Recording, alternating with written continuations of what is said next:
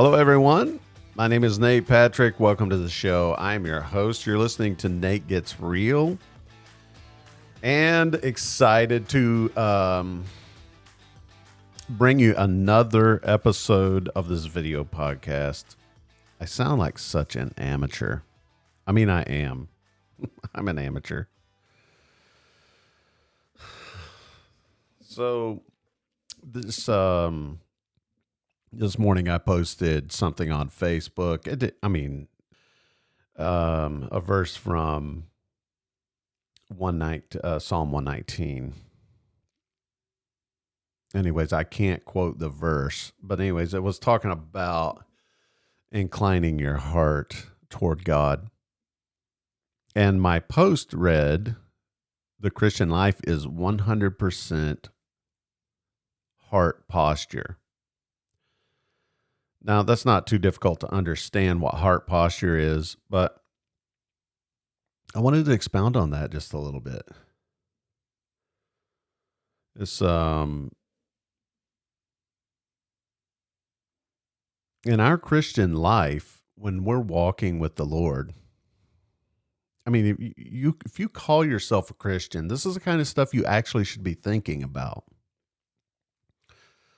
I have no doubt that occasionally there are people who are listening who aren't Christians. Obviously, you're not always thinking about this stuff, but if you are a Christian, if you know Jesus Christ as your Savior,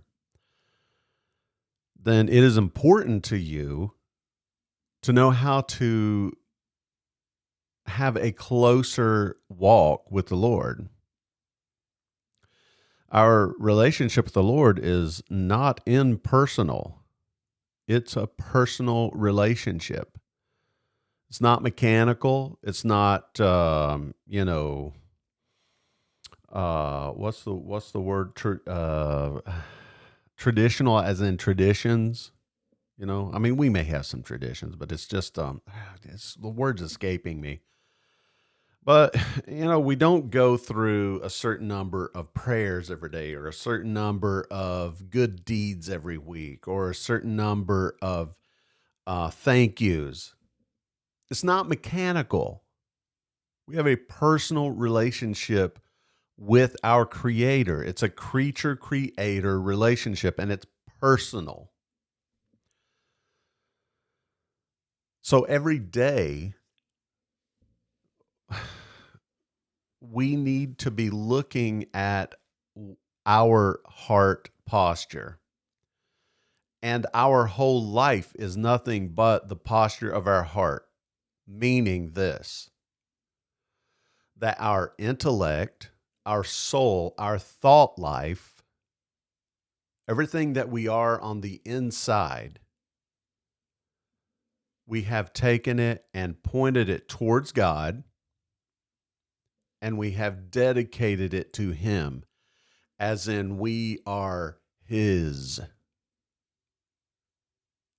We belong to God.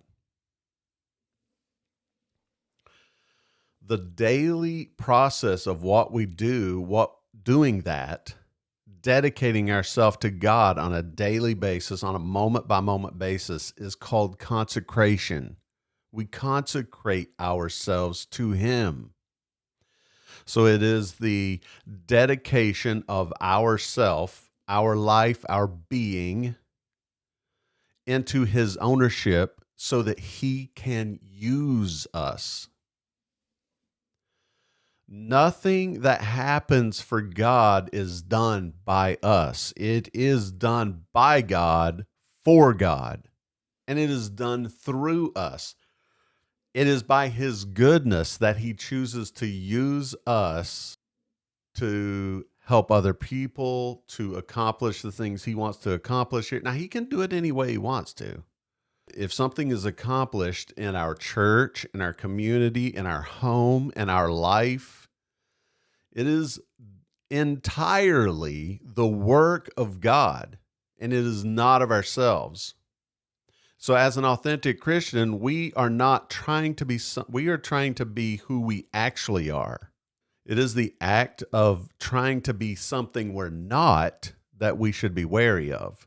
And that is everything outside of yielding over to God is trying to be something that we're not. It could be um, fame, it could be better than a person. See, in God's eyes, He loves us equally. We are equal in His sight. And every person that lives right now is just as important as the next person. How our relationship with other people is important. I was reminded of a couple of examples of this in my life when I was in high school. I mean, it was probably pretty much an insignificant, fairly meaningless act by another person, but to me, it made an impact. There was one of my fellow high school students.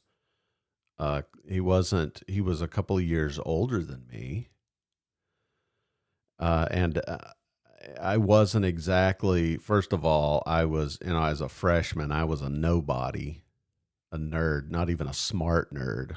Okay, and this guy, his name's Mike. He comes to me on a regular basis, and he pats me on the shoulder. Tell me about what's going on in your life. How's this class going? He was asking me things about myself, and it made me feel like I existed. You know what I'm saying? That really made an impact on me. And to this day, I remember that. And many times throughout my life, either monthly or weekly or daily, depending on what's going on in my life, I remember Mike encouraging me. And then there was another young man. He's also a few years older than me. I believe I was a freshman, and now I mean I was a high schooler, and this guy was in college, and his name is Rich. He's an evangelist now, a big tall fella. He came to me while I was sitting on a bench watching a whole bunch of people who actually knew how to play basketball. And it was, an informal scenario. I guess it was like pickup ball. And I was just sitting on the bleachers by myself, just watching because I was enjoying it. And when they took a break, he came over, this really tall guy, college, older than me. In my mind, he was, the wise and the blessed.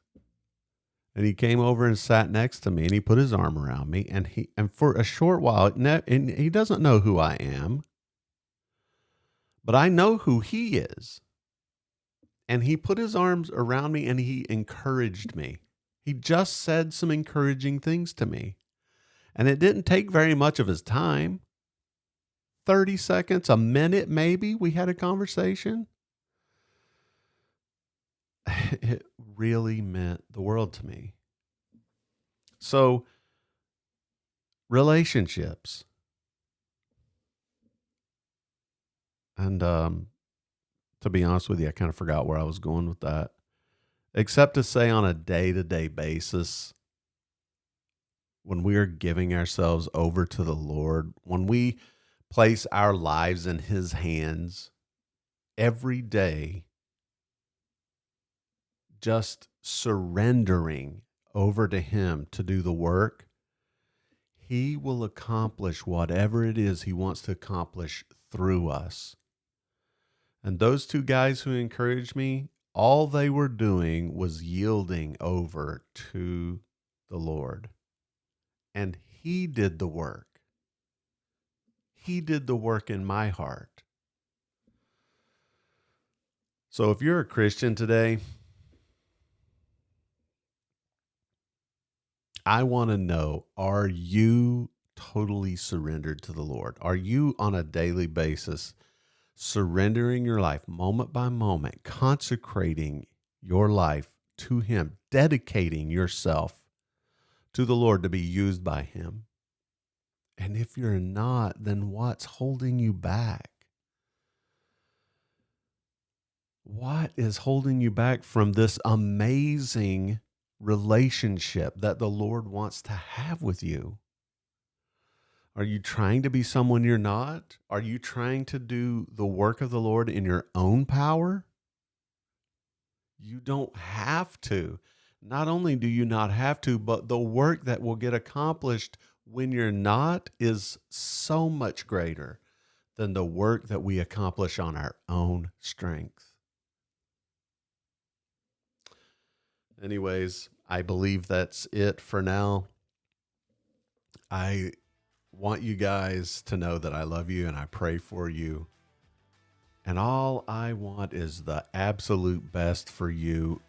Give your life to the Lord. Dedicate it to Him every day. Surrender.